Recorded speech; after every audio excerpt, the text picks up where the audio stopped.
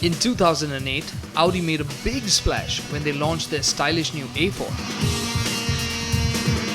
It's not been easy fighting the might of Mercedes' C-Class and BMW's 3 Series day in and day out for the last few years. So 4 years, that's a pretty long time, especially in the premium car business, where customers can be very exacting and demand the very latest stuff on their cars. Which is why Mercedes launched the C-Class facelift last year. BMW unveiled their 3 Series, all new 3 Series, which is expected in India later this year. And what has Audi done? Well, they've given the A4 a facelift.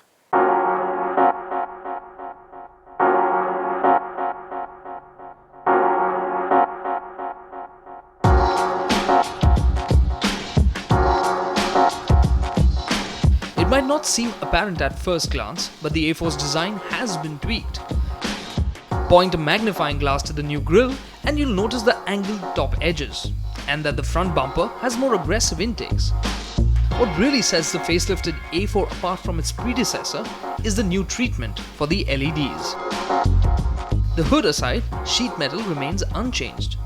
Basically, there are no radical changes. Our test car came with the S-Line package, which included body-colored aerodynamic trim on the side sills. Our car was also equipped with the bigger 17-inch rims. At the rear, there are no major changes, unless you count the tweaked tail lamp design as a big deal. Even by facelift standards, the A4's cosmetic upgrades really feel quite tame. And it's the same story even on the inside. Audi's interior quality is class-leading, and that is true even of the A4. So there was no real need to rewrite the rulebook. Instead, subtle changes have improved cabin quality even further. The gear lever is new, as is the steering wheel, which is similar to the one in the Q3. And the MMI system gets an interface like the one in the A6. Its menu is much simpler to operate too. It's easy to overlook some of the minor upgrades, but as a whole, they lift the feel of the cabin substantially. The A4's cabin quality is really the best in its class. But since dimensions are unchanged, space is same as before, which is pretty good. The rear seat is also spacious, though of course it could do with better under-thigh support.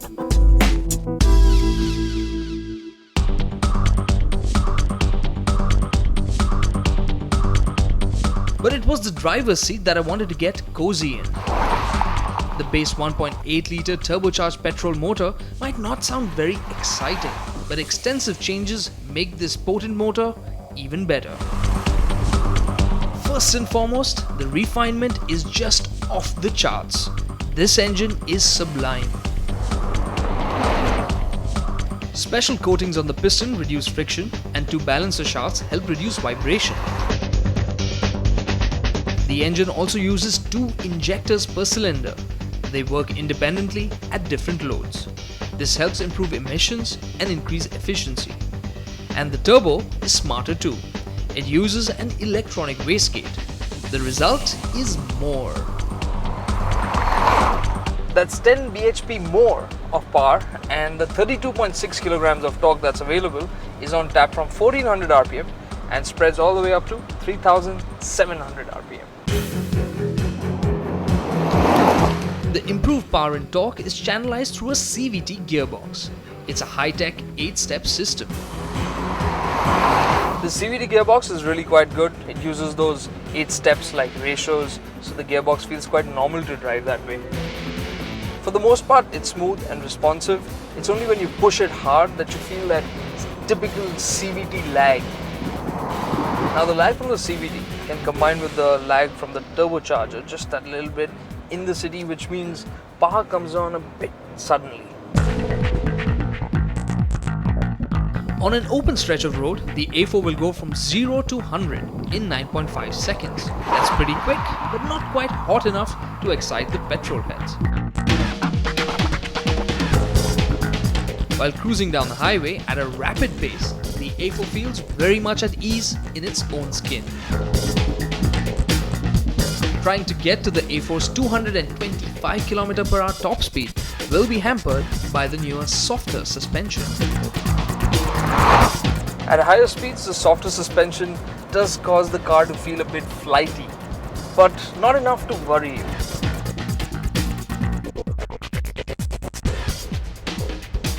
The upside to that is that the ride quality has become really quite pliant over city roads at everyday speeds. It just feels very plush. That lumpiness of the old A4, that's gone. We couldn't adjust the suspension either, as the A4 1.8 Turbo came without Audi's Drive Select, which means the dampers are non-adjustable. All new A4s also come with a more efficient electromechanical steering. So how does this Audi feel like to drive? The new electromechanical steering, it's direct, it's light. The good thing is it's not mushy like before, but it still isn't entertaining. And despite the absence of the Quattro four-wheel drive system, the A4 wasn't ill-mannered around corners. It tucks into corners so nicely, just feeling so planted.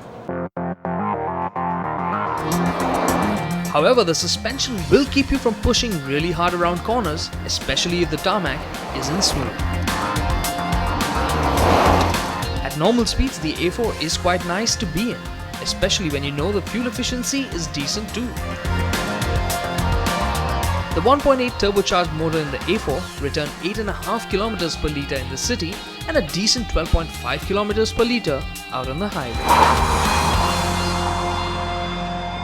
So the A4 is definitely an improved car in terms of looks and interiors, subtly yet appreciably, in other ways more substantially. The softer ride setup just makes the A4 so much more comfortable to be in, and the engine, the 1.8 litre motor, has been revised extensively, which makes it just so much more refined and comes with extra power and torque, which gives you more performance. Although at lower speeds in the city, along with that CVT box, you have to learn to drive around that sudden power delivery. But otherwise, really nice package. In terms of driving dynamics, not all that exciting, and outright performance won't excite petrol heads, but definitely a better, more improved package. And what makes it all the more better is the fact that Audi have managed to price this 60 to 70,000 rupees cheaper than the outgoing A4, which makes this a superb deal and will really help it along until BMW's new 3 Series comes around later this year.